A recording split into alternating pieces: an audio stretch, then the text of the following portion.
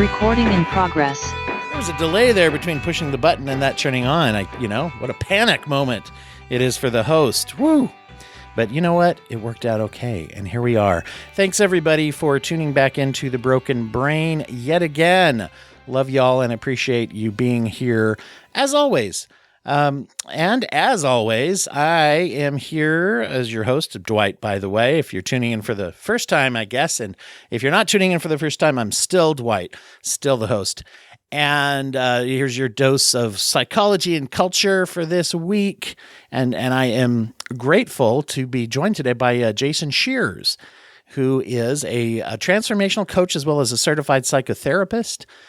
He does work with somatic approaches and helping with trauma, addiction, and also that what we're going to focus on a lot today ties in with that, I think, which is going away from a problem-based approach that looks at, why are people coming in and needing to get well and improve versus being well and discovering those things for themselves. At least that's what I've been led to believe about you, Jason. We will find out if I'm right, if I'm interpreting the email correctly. So, yeah. Jason, welcome so much to the show. Thank you. Thanks for having me. I'm looking forward to hearing what I'm going to say. Yes, we were just saying as I'm punching up the record that we're both of like mind with that. I like an organic, just kind of talking to people. Oh, and I should say the name. You host the Misunderstandings of the Mind podcast, and I can tell we were kindred spirits in this particular way by listening. That it's just a very natural flowing conversation you have about healing and. And then you also, at one point with me, anybody who's listening is probably like, okay, Dwight's going to mention IFS again. They can feel it in their bones because I'm always mentioning it. But you were talking quite a bit about that, which has been a transformational process for the clients that I work with IFS. But the reason I work with it is because it was transformational for me personally. Absolutely. I appreciate that. Well, why don't you maybe just give a little intro to everybody, tell them a little bit more about who you are and how you got into this mixed up, crazy business.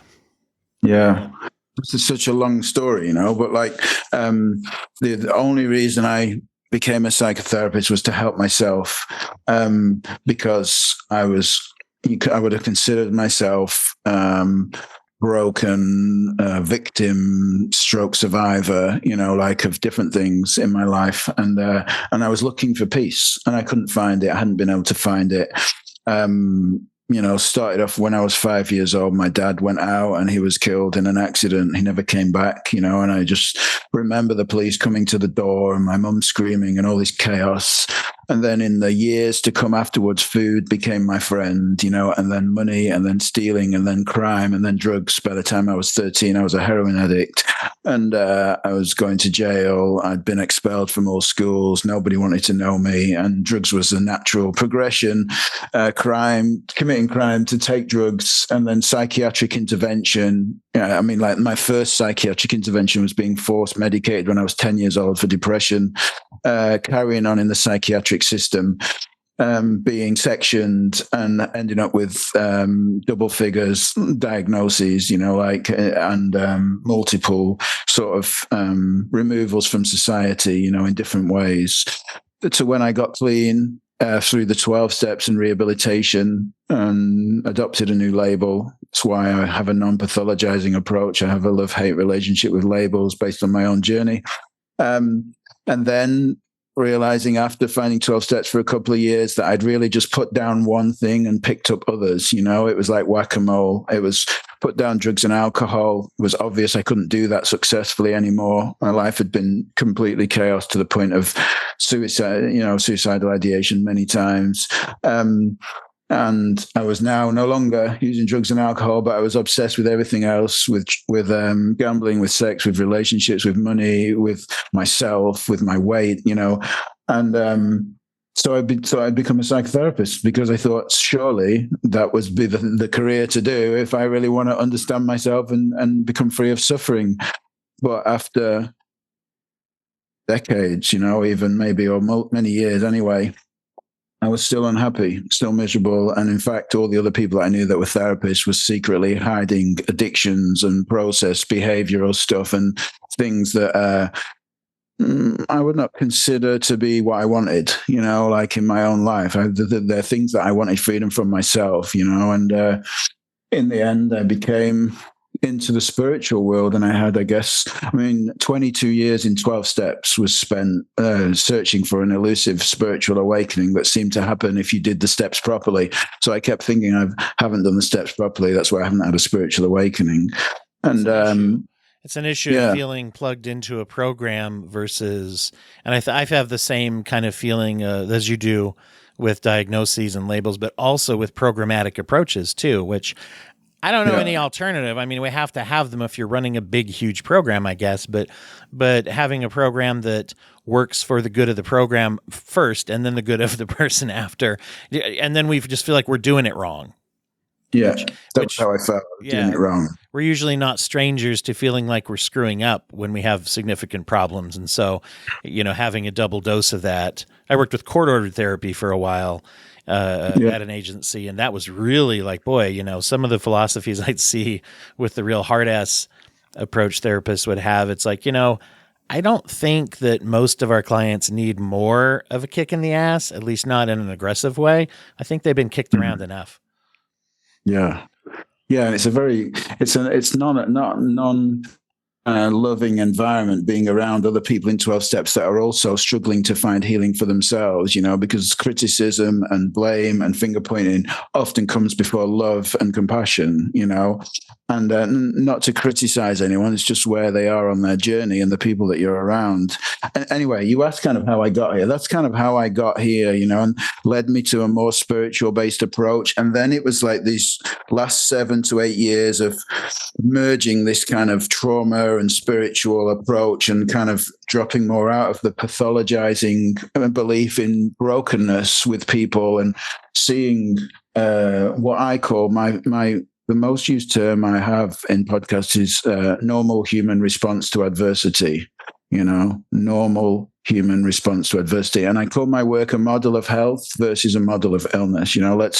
Let's see what's right with you and not what's wrong with you, So that's how I got here in as short a version as I possibly can, Well, and we may, we'll let it come out short, long. However, I think it's a remarkable thing to be able to dedicate a lot of time to the study of psychotherapy and psychology. And this is why I hear people kind of say it. Sometimes they say it almost jokingly or roll their eyes at it that, nobody's more screwed up than therapists and we're all trying to process our own stuff and yada, yada. I don't think that's a bad thing, however. It's not that it's not true. It's that it's a good thing in some ways too, because how can you dedicate as much time to study as you can if it's your livelihood, right? I've had a thought though, and as you're talking, I've had this thought before that working in mental health is a field that you can give a lot.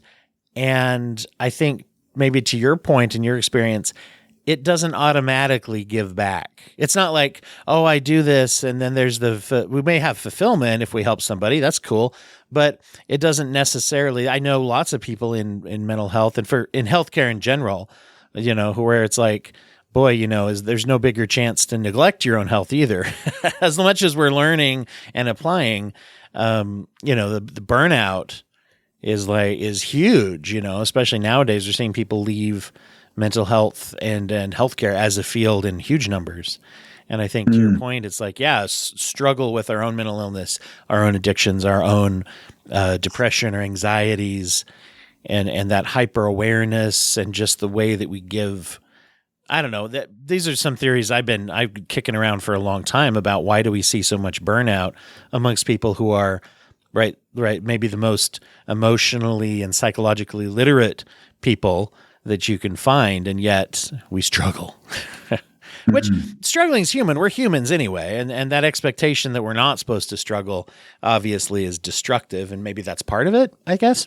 I think that's a big part of it, because it's like, people sometimes years ago, I would be really sensitive and offended when people say, oh my God, you're a therapist and you behave like that. It's kind of like, and I'd be like, these days I tend to own my shit more. It's not that I've been cured of everything and I've become Zen-like 24/7, it's like, I do get reactive. I'm still triggered at times. Things happen, but I just own that shit. Yeah, I do. That's what happens, So And I'm health less is affected by it. evolutionary in nature too. Sorry to step on you there. That's okay. Yeah. Yeah, I'm just less offended by the fact that I'm not perfect. It's like by people noticing that I'm not perfect. It's like I'm okay with that, and that's the journey, right? It's not like I say to people, I don't sit in the lotus position, palms up, chanting, like floating around, all wonderful Zen, like all the time. I have a lot more peace in my life, a lot more freedom, a lot more introspection than what I used to. But I still have my moments where I'm triggered. It happens. And it makes you better at, think about what we tell our clients. It not only does it make you better as a therapist to work through shit, but it makes you a better person to work through stuff. There's only, there's only two choices, right? It's trying to get healthy or getting worse, if you will. If we're not struggling with things, it might some days feel better in the moment because I'm not thinking about it. But in the long run, it's not healthy. So you can either struggle and improve or, fall apart, I guess. Yeah. And it ties into my work. There's only the illusion of perfection anyway. There is no one is escaping the human experience. We're all, until we die, as far as I'm aware, we're all going to be within a body, a bag of bones and skin. And we're all going to have been conditioned by life. We're going to have experienced some level of adversity, and the nervous system and the hormonal response of the body is going to be activated, at some point. So nobody's escaping that. I made a note as I was reading some stuff that you're a very talented writer as well. And, here it is. Yeah, it wasn't one of the articles. Depending what you call an article, I guess. It was actually a LinkedIn post. I thought it was a very good post where you're just talking about the transformative healing and all that. But one of the things I liked the best was one of your comments, that someone was commenting. Anyway, it was all about basically, and you had answered about, success in the pursuit of things is an illusion. We're chasing an illusion. And I really like that. I feel like our modern obsession with perfection and productivity are things that are very damaging in a way, and yet mask themselves quite well. And I saw a couple comments that you got from people who, and I, being the internet sleuth, clicking on them and seeing many of them human service professionals, right? They're like, well, what do we do then? Just give up? Just do nothing? Just sit there and do? And it's like, that's, you didn't say that, but I think it shows how threatening it is to the paradigm of the progress, perfect, like I'm getting better every day. That some of that kind of stuff, I just think it can be very limiting and it becomes a burden for people. Yeah, if you want to later at some other point want to find that some other posts that I told about being involuntarily entered into this thing we call the rat race, at birth, and like how our conditioning and our response to adversity strengthens our conviction of bettering this illusion that I call me and you call you. It's kind of like, and how we're entered into this experience of being human, and how we're constantly chasing betterment and so on. How it only ever ends in disappointment and failure, because there's nowhere to get to. And it's like, well, you're in this illusory experience of chasing betterment. You're only ever going to be disappointed or unfulfilled, because that is not where happiness lies. But there's a post somewhere about that I really like myself, from a while back, and I think that's what we're kind of pointing to here. It's like there is no place to get to. There's no future destination happiness. Once I've got A, B, C, and D, then I'm going to be okay. That is the illusion of the mind that keeps us in the rat race, Yeah, I just did a couple of little dives. I do a little quick bite of historical perspective of mental health, and I was doing a little bit of diving into cognitive behavioral therapy and rational emotive behavioral therapy, some of the roots of that, and the reasons why the field, at least I find with people I know, especially in private practice, leaning a bit, not that we don't use some of the techniques, but as we lean more into IFS or EMDR is another one, or somatic practices where it's like, let's not just work down a list of goals. We have goals going into therapy, but we're trying to create and have experiences, even just experiences in session, right? That are like, I'm having an experience and I'm not going to carry home a bunch of homework necessarily. At least not like, here's these worksheets and these packets.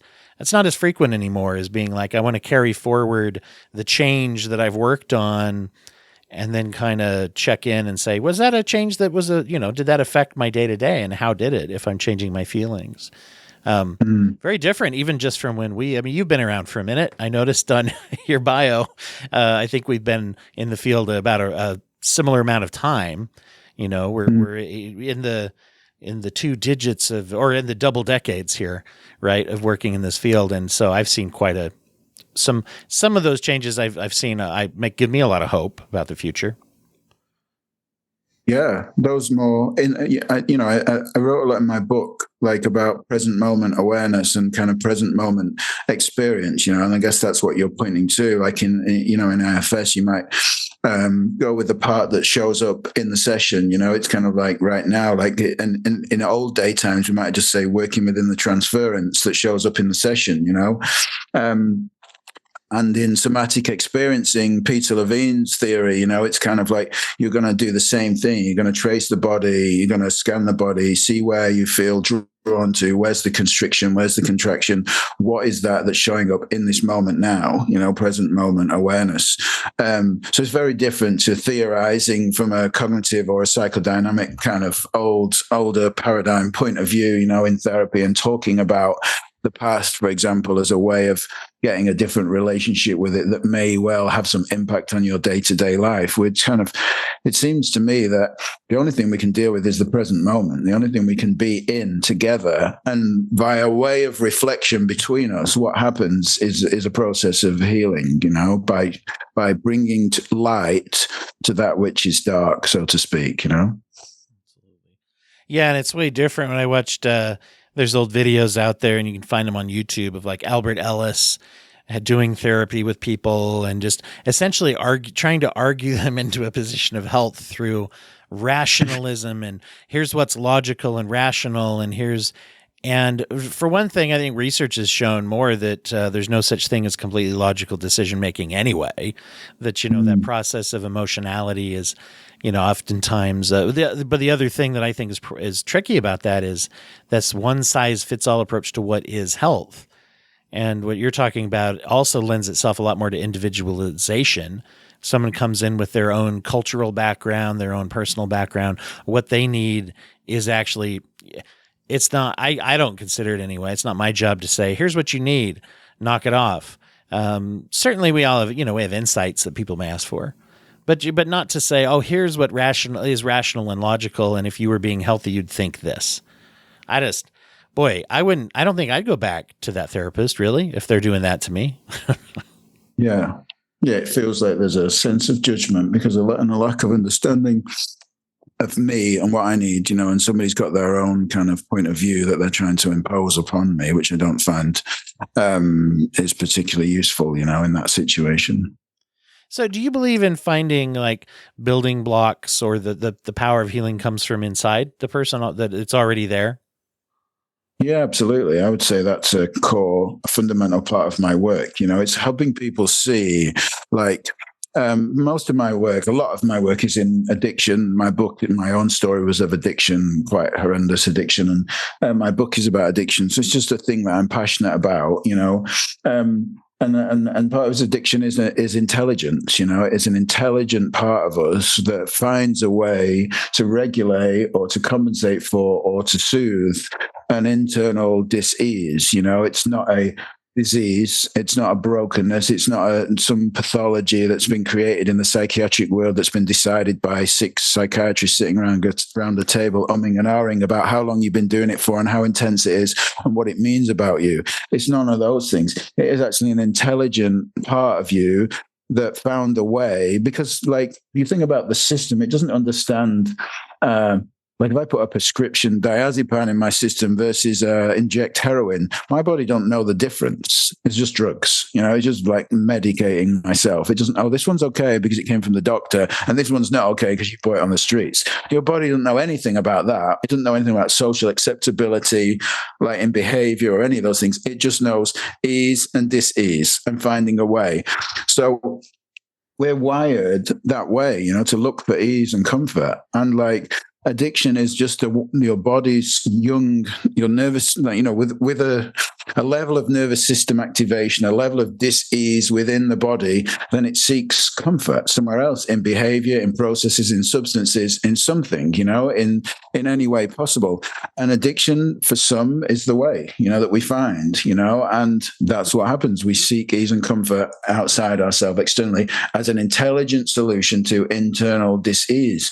So when people see, you're the first person that ever said to me, I'm not broken, I don't need fixing. Actually, my system is working exactly as it should, based on the level of adversity that I was exposed to in my early life experience.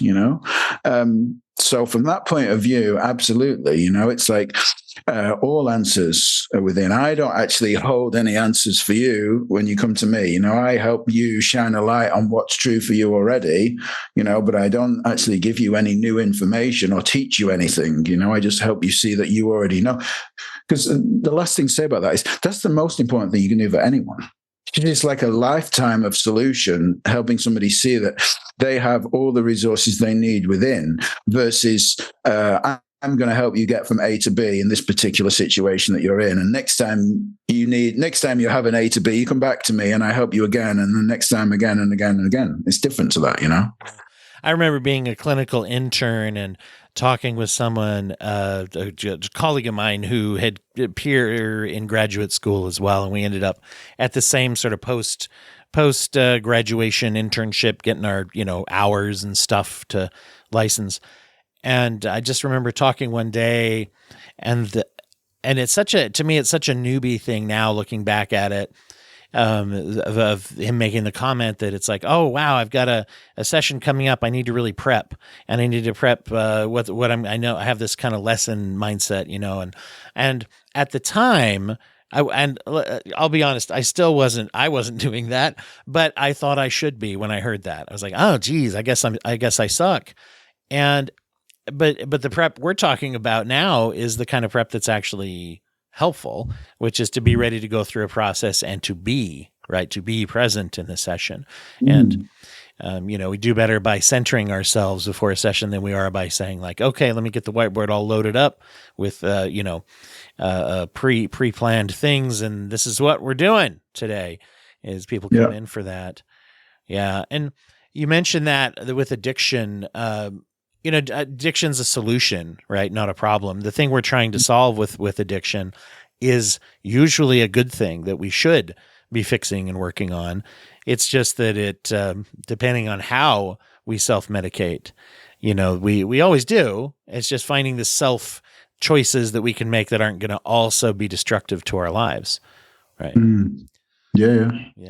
So, I mean, I ingest on a regular basis. I'll ingest a mood stabilizer, and it's something that I found that that form is something. I have bipolar disorder, so there's a certain chemical need for balance.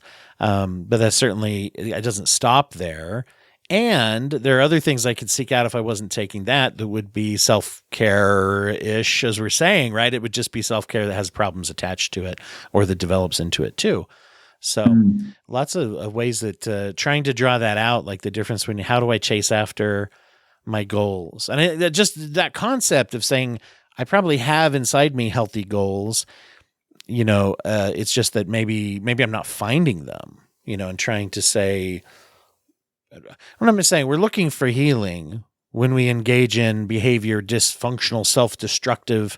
All of that terminology gets into our head, and it's like, oh, I'm a pathological, self-destructive person, instead of saying, no, I'm a person who's trying to heal, and I'm, it's not, maybe what I'm trying isn't working, but it's good to want to heal. It's good to want to be happy. It's good to want to have a life worth living, right? Yeah. I think with goals, this is where my work leans on spiritual stuff, like where are goals,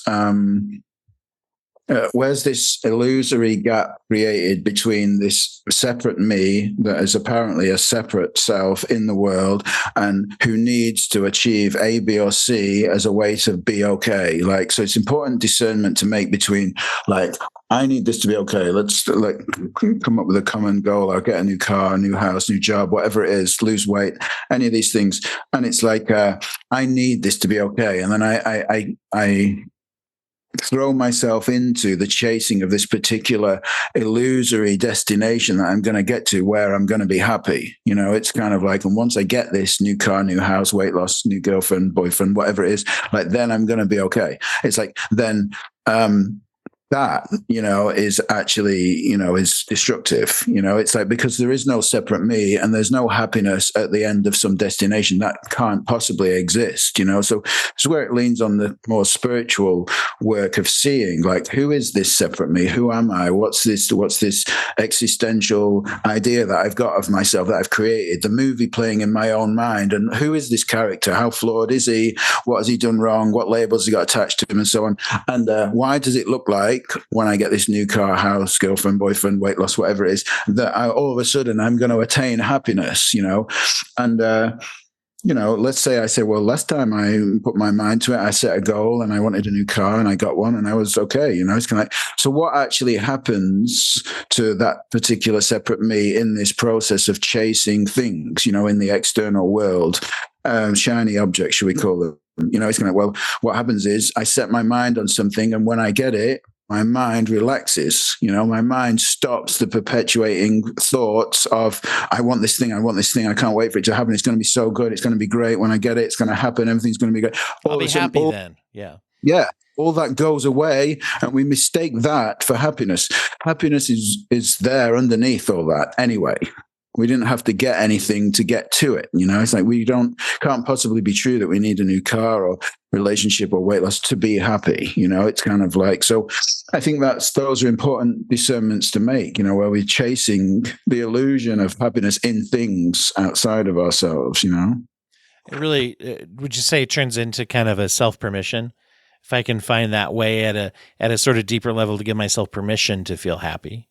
But I think there's a lot of boundaries we throw up. I can't possibly, if I'm this weight, I can't possibly, if I got a crummy car, it's not okay to be happy. I should feel shame, or I should feel like I'm not good enough. And it's a good indicator of how conditioned we are, like a good seeing of, like, what's the programming that's playing out in me, what's the beliefs that have been installed in me, and what are they on behalf of? Like, it may be that underneath all that is this, I feel unlovable in this body, and this weight is keeping me, using weight as an example, or the car, whatever it is keeping me safe, because if I take away the weight or take away the car, then I'm going to feel vulnerable and I'm going to be loved. And that is too scary for me, So it's like, it's just looking beyond and beyond and beyond to see what's really playing out for people that manifests itself in form, in life, in relationships and cars and money and things, Well, I think we're taught to use shame as a motivation tool. I always go to this place. I think about, and you're in the UK, obviously, and I'll show my American ignorance. I don't know the grading system. Hopefully this one's not too bad. I haven't dedicated myself to learn the grading system of other nations, but I have learned the language, tried to learn the language that you speak over there. But other than that, still, there's a typical, stereotypical American. But in our system growing up, we've got A, B, C, D, and then F. And I've always thought it's funny that a system designed by professional educators skipped a letter. And it's like, well, why did we skip a letter? And also, which one of these stands for a word? There's only one of them that stands for a word. We all know what F stands for. It stands for failure. What does A stand for? I don't know. Awesome? Maybe. Not really, though. We don't say that. We say, I failed a test. We don't say, I awesomed a test, right? So it's interesting where shame is built into, feel bad to get better instead of feel better to live better or feel better to feel better. I mean, really, right? What is the goal attached beyond that? I guess what we're saying. It's just part of our societal conditioning, isn't it? It's like, And I like to look beyond all conditioning, like what's beyond all conditioning, like who I'm, like ask those questions, those kind of existential wonderings, like of who am I beyond my name, who am I beyond my qualifications, who am I beyond my age, my sex, my sexuality, beyond all of those things, like beyond my credentials and my job title and who I think I am and the things that I might say I'm lovable, I'm kind, I'm thoughtful, beyond all that, like what? Then what? Not that. Just taking all that away. Keep negating what the mind comes up with, and see what's left there. Because there's a part of you that's always been okay. There's a part of you that's always found a way. There's a part of you that is innately resilient and perfect, can't be damaged. There's always, you could describe it as the pilot light on the boiler. It's there. There's a little light there, that needs, even in depression, even in darkness, even in years of medicating yourself or whatever it is, there's something, and I'm asking people to question, what's that? Let's look there instead of all these conditioned ideas and so on that we think we are, or that's been imposed upon us, or that's been told to us by professionals even that we take more seriously because they're a professional and they've given us a label. And looking beyond the diagnostic and pathologizing models, like what is there, and that's a powerful place for people to look, to be curious about within themselves, because most of us, until we've done deep introspection, I've been willing to look inwardly in this way beyond all the labels and so on. I've never really considered that. Who am I? It's like, who am I really? And what is this thing inside me that keeps me going? How come I've got 100% track record of making it, even when I've spent 99% of that time thinking I'm going to fail? What's that about? Yeah.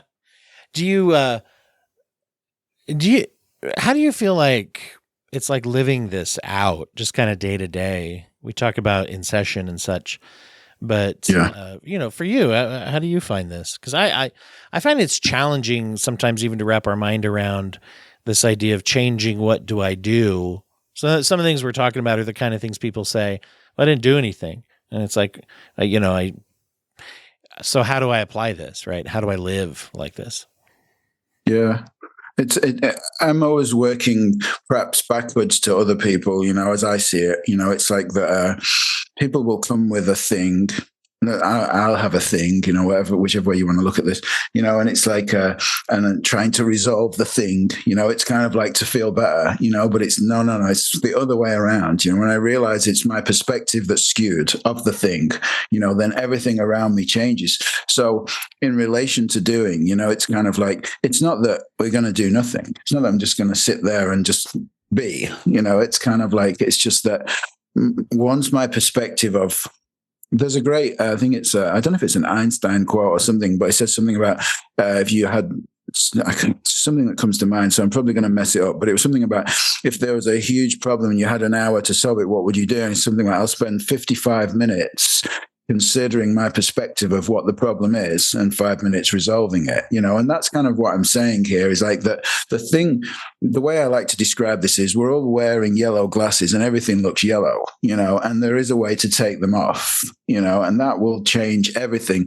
And as a manifestation of that in the world of form, everything that we do will change, but it won't work the other way around. We can't change what we do in order to change how we feel or our internal world. It just that you can do that as a temporary respite or what I call a plaster on a bullet hole solution, but like true transformation comes from the seeing that, everything is happening inside. No, it's not happening outside of me. And I have a perspective, which is the filter, which was installed in me by my conditioning and my level of adversity that I see everything through. And that's the real important place to look, because that's a transformational change, when my perspective of everything outside of me changes,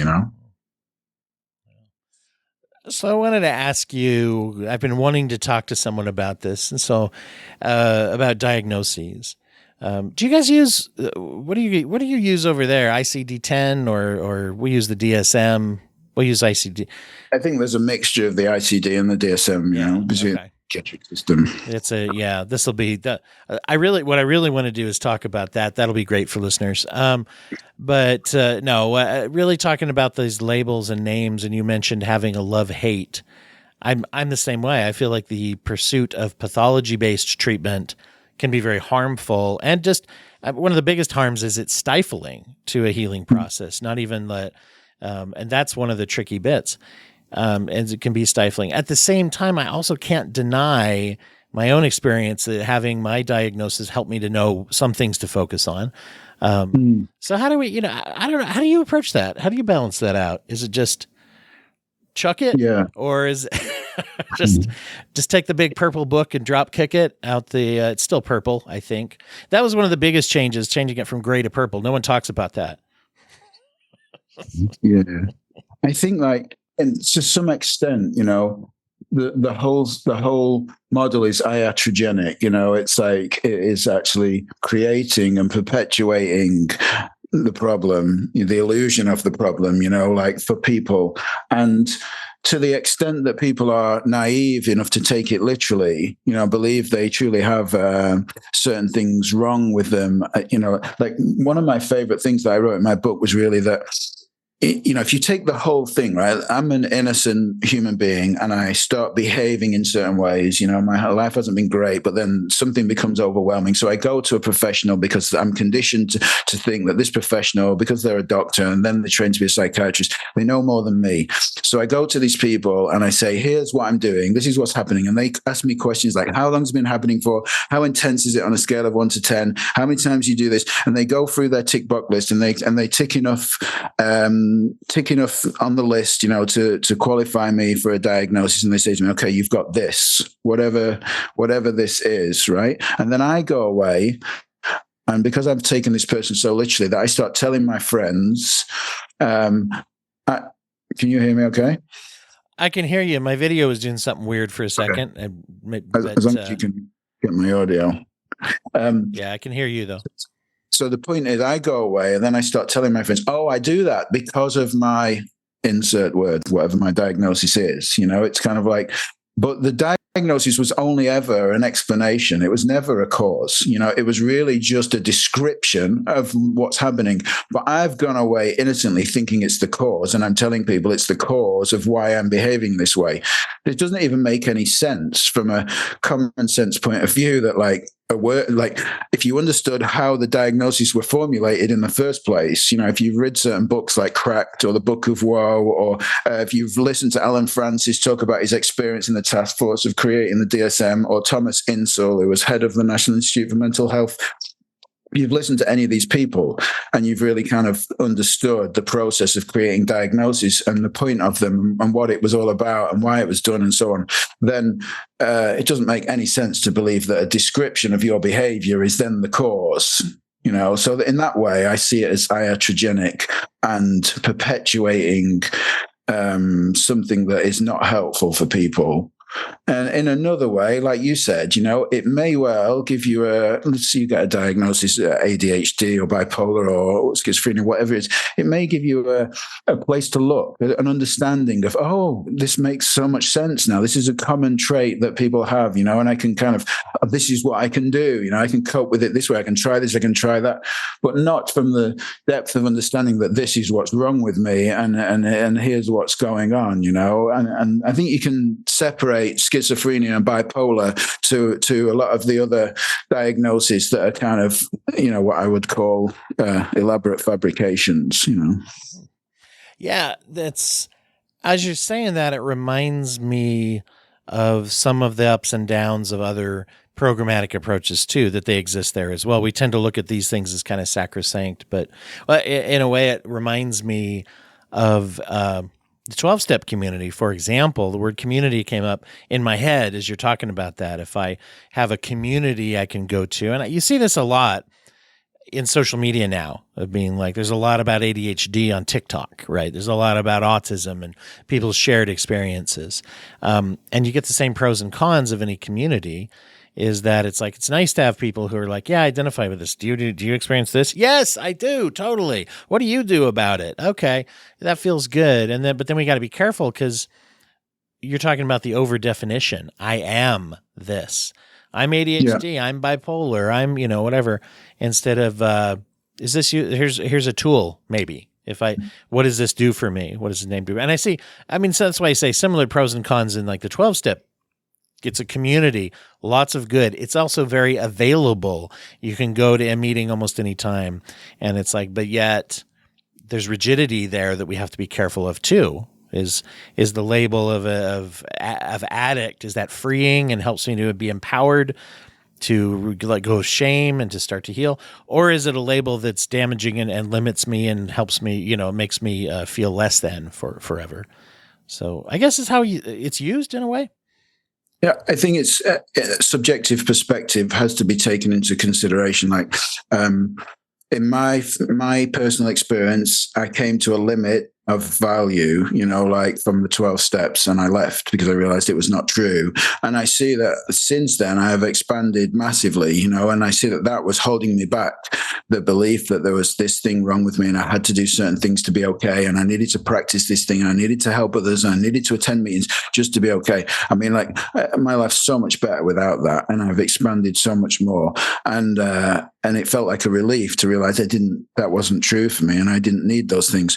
I can also see in friends that I met in jails when I was going in there to carry a message, and institutions and so on, that they're living productive lives. They've got jobs and they're not committing crime. They're no longer doing crazy things, and they're living some sort of good life, like in their mind, in their own subjective experience, not my opinion of their life, but their own life, the life that they're living. It's like, to them, they're living a million times better life than they were, and I can't argue with that. I can't say anything bad about that. So I see both beauty and limitation, but you can only see limitation when you can see limitation from your own internal subjective reality, so to speak. I can't tell somebody, hey, you're limiting yourself in your world because you haven't really seen what's on offer beyond what you believe about yourself. That's not really useful, And when treatment is tied exclusively to pathology, I remember when DBT started to become real popular, and I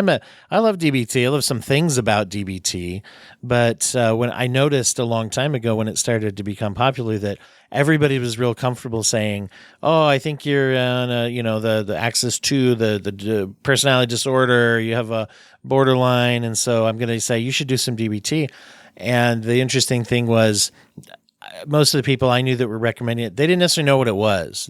They were just like, hey, here's this thing. I hear it's good for this. Same thing as like, oh, you have an addiction issue. You should go to 12 steps. And even so much so that professionals, I hope, it seems like this is getting better, but even professionals, but certainly loved ones who aren't as up on maybe the field, if you have an addiction problem and you don't, or you do go and you say you don't like it and you change and try to pursue something else, you're not serious about recovery, right? There's these prescriptive, rigid expectations that unfortunately even is perpetuated by and perpetrated, I would say, maybe is a good word, by professionals in the field still. That's like, oh, you have this? Well, it's almost like a spreadsheet. You need this. And I don't know. I don't get better with that. That's not me with that rigidity. I like the appreciation of individuality that you're describing. Yeah. And I think a lot of professionals in the field probably go to 12 steps as well. They certainly do in the field of addiction, because that's their own recovery. So they have a tendency to recommend what's worked for them as the only way. I think what I realized when I came out of 12 steps was it took me a couple of years to decondition myself from the beliefs that were installed, so to speak, through repetition and so on, by myself, like going to these meetings, listening to these things over and over again, believing them to be true. Like, it took me a couple of years to become free of that thinking, and those belief systems. So I can see how people are locked into that. But I see that was a useful belief while it was present, and then at a point it became a limitation. And then I freed myself from that limitation. It no longer exists for me. So That's what seems to happen. So people impose their beliefs onto others as the way, the only way. So now I'm very susceptible, non-duality, 3 principles, 12 steps, other ways, so to speak, IFS even. Even when people become over evangelical about IFS, I'm like, no, listen, if you think IFS is the only way, I'm not interested in even listening to you, because there's so many different ways, there's so many different valuable tools, somatic experiencing, compassionate inquiry, IFS, all these things, they've all got merit and value depending on the place that the person who's coming from that's sharing them, and that is the most important part of it, in any modality or idea. There's an old quote by Salvador Minuchin, who's a big family therapy guy in the history of psychology. And I love this quote where he wrote a whole book on techniques for family therapy. And his whole first opening of it was that he didn't really believe in techniques, that he said, I had to sit down and write this book because I want to help therapists who ask me, how do I do what I do? But he said the best advice really for and then he wrote a book about it, because you got to, fill 300 pages. But anyway, but he said the best approach of like a technique for healing is to learn something and then forget that you learned it, because it becomes a little bit part of you. And that's what you're describing. This is why I struggle in trainings. Every training I've had of a specific model of therapy, they're always there's a rigidity there of like, oh, do this. If you don't do it this way, they won't get better. If you don't do it this way, you're wrong, because this is the new, the new thing, the new Riz. I don't think I used Riz right. But anyway, my daughter can correct me. But anyway, yeah, I have a hard time with that rigidity of saying like, you got to use this and only this. I also find that clients don't like it. There's an intuitive piece of like, oh, I went to someone, they only use this and I don't like that. I want to feel like being listened to in session. And yeah, there's some techniques. Hey, why don't we try this? Let's try to focus on this amount, the this thing or that thing. But having some flexibility to the need is what I like. I like that very much, what you're talking about. Yeah, I had a discussion with someone earlier about frameworks, and they said, when you find this framework, you're far more superior. And I said, look, if the framework that you're in does not lead you to the place to tell you that you no longer need the framework, then it's a limitation. It's like any good framework should take you to the place of understanding that your impact doesn't come from the framework. It comes from something beyond the words and the modality that you're sharing. It comes from a place deep within you, that comes through you from a spiritual place, from your soul, from your essence. It's like it's nothing to do with a framework that you're working under. And I think that's the most similar to what you're saying. It's kind of like, it's okay, it's still got some value to it, and it may point you somewhere and help you with some things, but essentially it should lead you back to that knowing of like that your impact comes from somewhere deeper than the framework or modality that you're coming from. It's powerful stuff. I think it is the modern trend that I see, and who knows, I associate mostly with people who are in private practice. And I think there's something about that that's freeing to practice the way that you see that it works. It's not necessarily managed healthcare where you see they're always catching up and funding agencies and legislative, the state I practice in requires if there's an agency that takes county or state money, you have to preach a 12-step abstinence model only in addiction treatment. And there's now, I'm not going to say that when I worked there that there wasn't maybe some harm reduction sneaking in there, or that there wasn't some, I don't know. I remember a boss of mine one time when there was some staffing where you're talking about, oh, do we want to put them in this program, a programmatic approach, or this one? Maybe we need some DBT. Well, they need to do the 12 steps. Oh, they're not doing their 12-step packets. And people are going on, and my boss, as a psychologist, sitting at the table, finally he goes like, well, I don't know, guys. I mean, I think it may have come to extreme measures. We're going to have to do some psychotherapy with this person. Just big sarcasm dose, in the meeting where he's just like, oh, for crying out loud, maybe we should need to do therapy and actually get to know who we're talking about. Does anyone in this building know this person very well? Really know them, right? It's great. It's good stuff, and people can find a lot of this stuff that you're talking about. Hopefully, they find some of it here, But also, they should be tuning in to Misunderstandings of the Mind, the podcast that you do too. I've been listening when we booked our our time together. As I say all the time, but the best thing about podcasting for me is meeting cool people. And now I get to put Jason on that list of cool people that I know. I want to give you a chance to tell people where they follow your work, but I always like to ask everybody to, before they do that, to share a way of giving back to the community that they believe in. It could just be a healthy practice, a way to relate to people. Many people will share a charity or a nonprofit that means something to them. It does not have to be related directly to what we're talking about, obviously. Do you have anything like that you would share with people that's near and dear to your heart? I give a lot, but I couldn't point anyone to any specific thing. It's like I thought you was asking me for a tip or some advice, and what came to mind was was in the same way. It's a charitable donation that you can do in your life that will improve other people's lives, and it's the most simplest thing. It's just listening to another person. If you're interested, there's a podcast on my one about listening, and it really takes it to a new level. It's not active listening, it's not paraphrasing and mirroring. It's none of those things. It is literally just being with another person and saying nothing and being interested in them. And you would be so surprised on the impact that would have on the person that you were listening to, just by sitting silently, shutting off your own mind and just being with another person while they share something with you and not giving them any advice and just hearing them. So powerful. And that goes back to the concept of doing something and doing nothing. I when I talk to people all the time, people will say this of I couldn't do anything to help my fill in the blank, spouse, friend, child, whatever. I couldn't do anything. I just sat there and listened. And it's so funny if you flip that script and say, how did you feel the last time someone just sat there and listened to you? It was wonderful, man. It was like finding an oasis in the desert. But when you do it, it's like, for some reason, we don't value it when we do. And by the way, yes, exactly what I'm looking for. Some people share an organization, but tips are also very helpful, because I think that interpersonal connection is really important as well. Absolutely. I appreciate you sharing that. Where can people find you, follow you? We mentioned the podcast, but tell them more. Where do they clue into Jason?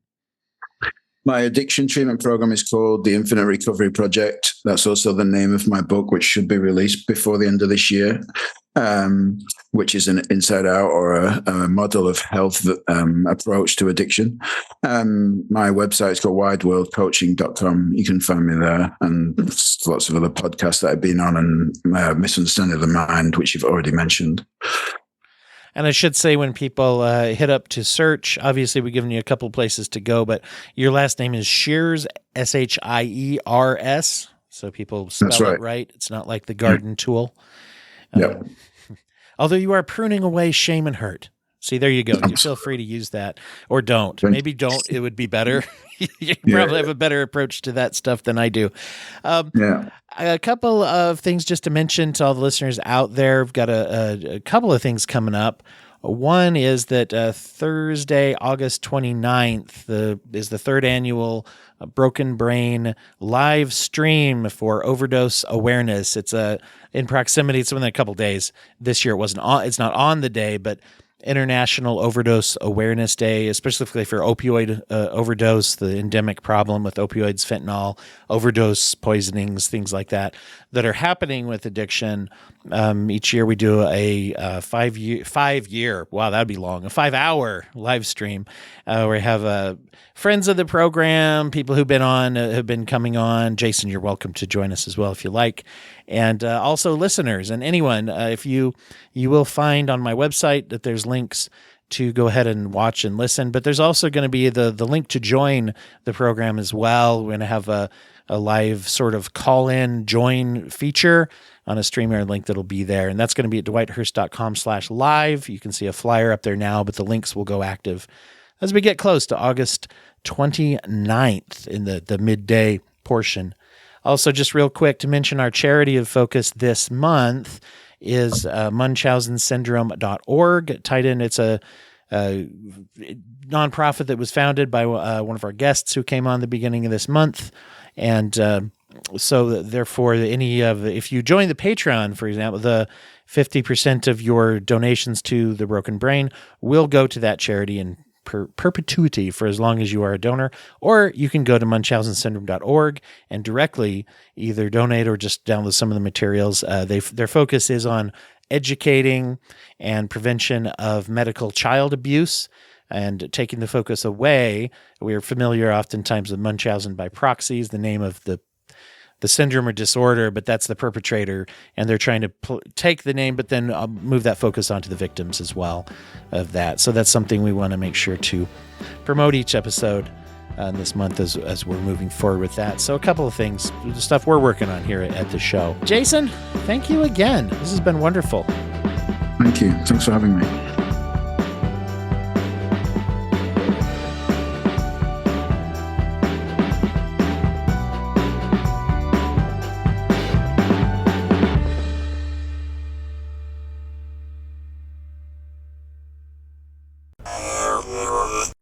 Thank you for listening to the Courtemp Arts Podcast Network. To listen to more Courtemp Arts shows, visit courtemparts.com.